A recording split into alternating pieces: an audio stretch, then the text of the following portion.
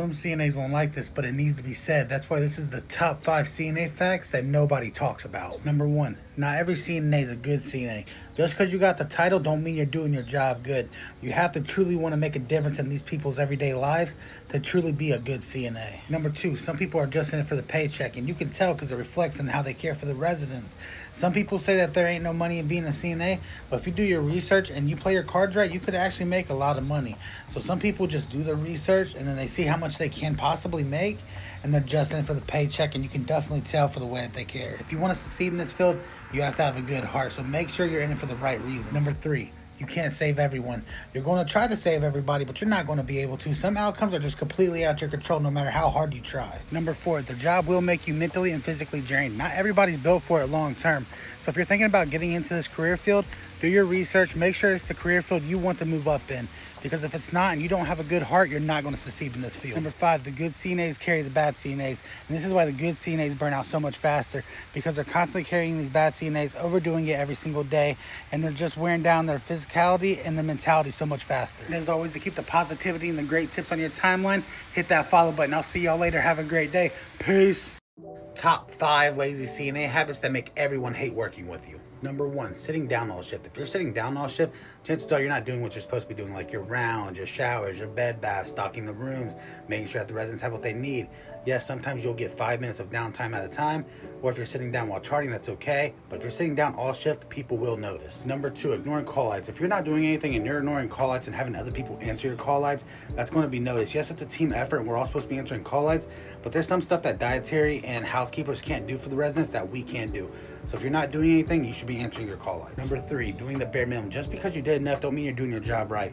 You should be making sure that your residents have everything that they need, and make sure your coworkers don't need help. Healthcare is a team for a reason. We're all there to help each other. Yes, you don't always get it, but you should be trying to help out your fellow coworkers. Number 4, disappearing when it's busy. If you disappear when it's busy, it's definitely going to be noticed. They're going to know that they can't rely on you. They're going to know that they can't ask you for help, and then they're not going to want to help you. So if you're disappearing when it's busy, that's one of the biggest signs of a lazy CNA. Number 5, leaving work for the next shift. If you're leaving work for the next shift, no one's going to follow after you. They're not going to trust you. They're not going to rely on you. They're going to know that there's always something going on when they come in after you, and you're going to get a bunch of complaints. Me personally, I do my rounds an hour before I leave. Yes, sometimes I get out a little bit later, but I'd rather get out a little bit later than someone say I left my residence soiled.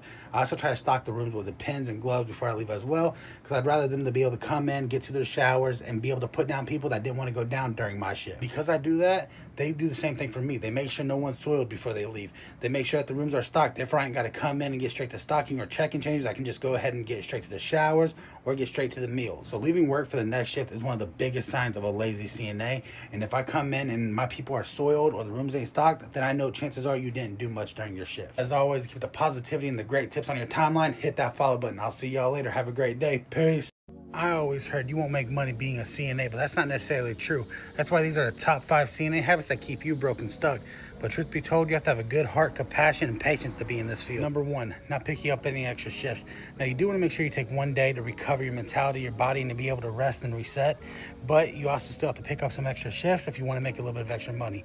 Maybe try a different facility as a PRN, or maybe agency. If you at least have 6 months of experience, I'll recommend trying agency. Therefore, you can go ahead and pick up a little bit of extra money because they tend to pay more. Number 2, staying at a low-paying facility. If you're staying at a low-paying facility, then you're not going to be able to make any extra money.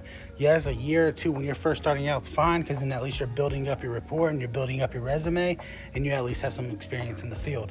But after about a year or two, if they're still low paying and they're not giving you any raises, try to switch to a different facility, or even try agency or maybe a hospital. Figure something out that works for you. Number 3, not exploring agency or travel CNA. Travel CNA, there's a little bit more effort because you have to get certified in different states. But when you go to do agency, make sure you have at least 6 months in the field, preferably a year. Therefore, you know what you're doing, because you won't get no training. You won't get no orientation, and they're not going to tell you what to do. They'll tell you exactly what a supply closet is. They'll tell you how the residents are, and sometimes you're not even going to get that. So if you are going to do agency, at least have 6 months in the field. Number 4, not investing in yourself. Whether that's skills, certifications, or becoming a nurse, not investing in yourself is what keeps you stuck. Leveling up your knowledge within healthcare will give you endless possibilities, and you'll always be able to have a job. You'll always have a spot within healthcare because there's never enough healthcare workers. Number 5, always complaining but never making a change. You see all these problems, you see a way to solve it, but you're not making the change. You keep on trying the same old way, but it's not working. If something's not working, change it. If you see something ain't working, take a step step back, think about what can you do to make it better. That's how you'll always progress, and you'll have never-ending progression. These are my top 5 reasons why people say CNAs don't make money. Leave your top 5 in the comments below, and as always, keep the positivity and the great tips on your timeline. Hit that follow button. I'll see y'all later. Have a great day. Peace. Top 5 CNA mistakes that will get you written up. Number 1, not answering your call lights. If you're ignoring your call lights or just taking too long to answer your call lights, that gets noticed real fast. It shouldn't take 20 or 30 minutes to answer a call light. If you're busy, go answer the call light. Let them know, hey, I'll be with you in a few minutes. Therefore, people know that you answer your call lights and you're trying to get to them, but you're currently busy with another task. Number 2, not reporting changes within your resident. If you notice a change within your resident, report it immediately. Let your nurses know, let your team know, so they know what's going on with that resident, because if you don't, then it's going to cause a bigger problem for that resident, and that small problem is going to turn into a bigger one later on for everybody. So report it as soon as you notice it. Number 3, being on your phone too much. The rule is, if you know that there's a chance for you to capture a resident's face, capture their name, or capture anything revolving around a resident, you should not be on your phone in that area. So don't be on your phone in the halls or in their rooms. If you have an important call that you got to take, let your unit manager know or your nurses know, hey, I got to step outside real quick and take this call, but I'll be right back. Go take that call and then come back in. But you shouldn't be on your phone if there's a chance for you capturing something that revolves around a resident. Number 4, not doing your rounds and cutting corners. First, you have to be doing your rounds. If you're not doing your rounds at least every 2 hours, then that resident could be laying in their own urine, their own BM, which could cause skin breakdown, making it worse on you and them. And cutting corners is okay, but you have to make sure it's within your state's guidelines. Everybody has their own rhythm. Everybody has their own way of doing things, but you have to make sure it's within your state's guidelines. Number 5, poor documentation. If you didn't chart it, it didn't happen. You want to make sure you're charting everything and charting it accurately, because if something happened and you didn't chart about it, then you can get in trouble with the state, the law. You can even lose your CNA certification. So you want to make sure that you're charting everything and charting it accurately, because if you don't, then something could go wrong and you could end up being in a lot of trouble. And as always, to keep the positivity and the great tips on your timeline and become a better CNA than you were yesterday, hit that follow button. I'll see y'all later. Have a great day. Peace. If you're a CNA and you're always stressed on shift, you're probably doing this. Stop making your job harder than it needs to be and listen to these top 5 mistakes that CNAs make that make your shift 10 times harder. Let's fix that. Number 1, waiting too long to start your check-in changes. If you wait too long to start doing your changes, then you're going to be playing catch-up from the start of your shift. If you work day shift, there's different facilities that have different meal times, so you want to work around those. So you're not doing it exactly at meal, but you're not doing it too late or too early. You want to make sure that you have a routine that you can set every day. Do that routine every day, and then it'll come naturally to you. Obviously, there's stuff that we can't plan for every day or make a routine around that could pop up and cause us to be a little late or get behind. That's why you want to try to stay ahead. That's why you want to start your rounds a little bit early, because if you stay ahead, then you're not going to get behind. Number 2, not being prepared when you go to do your care. When you go to do your check-in changes, make sure you have everything that you need when you go into that person's room. Are you going to need wipes? Are you going to need rags? Are you going to need towels? Are you giving a bed bath? Do you have Depends? Make sure you have all that before you start your care, because if you're running back and forth, it's not only going to cost you time, it's going to exhaust you even more.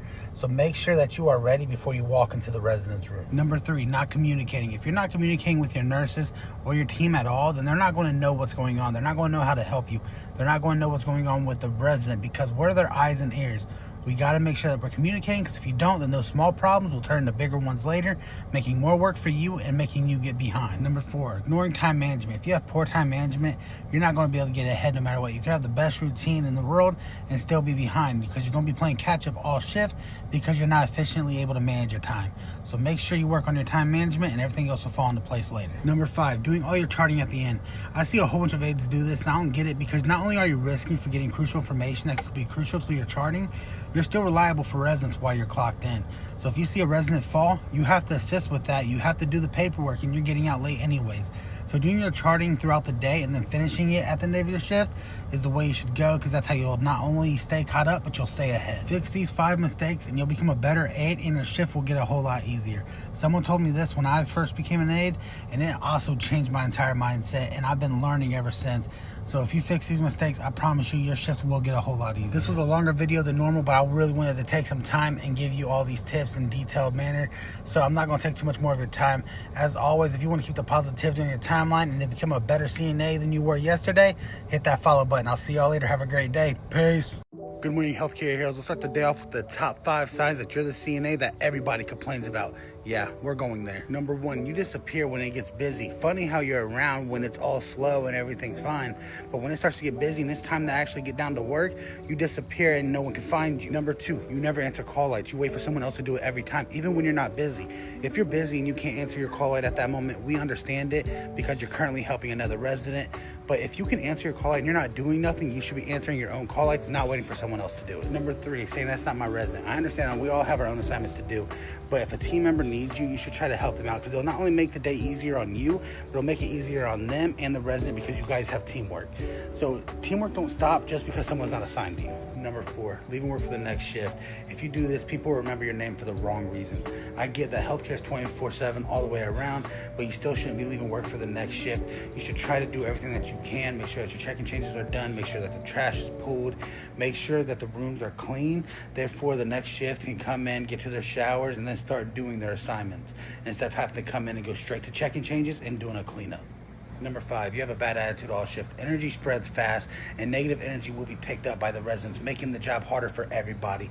You're spreading that negative energy all the way around the facility, making the workers have bad energy, making the residents have bad energy, making your job harder. So come into work with a better attitude, be positive, and try to spread the positivity among this facility because these residents have enough negativity in their life. You're here to take care of them, not spread negative energy to them. And as always, for the great tips and to keep the positivity on your timeline, hit that follow button. I'll see y'all later. Have a great day. Peace. If you're a CNA, you had to learn this on your own. That's why this is the top 5 things that CNAs had to learn the hard way. Number one, you can't do everything on your own. You'll keep on trying, but you'll eventually learn that you can't do everything on your own and you're going to need a teammate. That's why healthcare is a team for a reason. You're only human. You're not a superhuman, so you're going to make mistakes if you don't get the help when you need it. Number two, time management is everything, especially in healthcare. Staying organized is essential, especially working in healthcare. If you don't stay organized and you don't know where everything's at, then it's going to take you longer to go ahead and assist these residents, making you get behind. So staying organized and having some sort of plan when you go in is better than having no plan. Yes, you can't plan for everything, but it's better to have some sort of plan. Number three, not everyone's going to respect you.